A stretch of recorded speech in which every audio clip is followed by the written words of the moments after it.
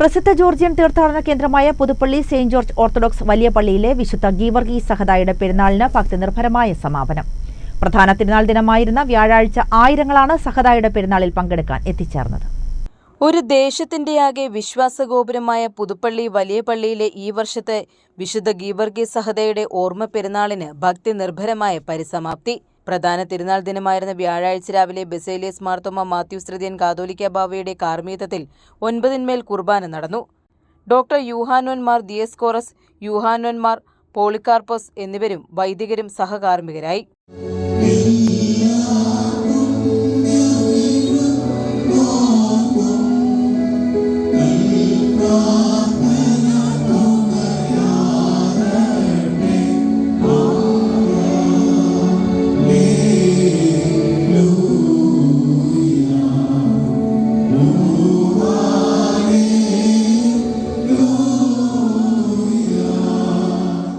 തുടർന്ന് നടന്ന വെച്ചൂട്ട് നേർച്ച സദ്യയിൽ ആയിരങ്ങൾ പങ്കെടുത്തു. പുതുപ്പള്ളി പള്ളി പെരുന്നാളിനോടനുബന്ധിച്ച് എല്ലാ വർഷവും നടന്നുവരുന്ന കുട്ടികൾക്കുള്ള ആദ്യ ചോറൂണിൽ കുരുന്നുകളുമായി വിശ്വാസികൾ പങ്കെടുത്തു.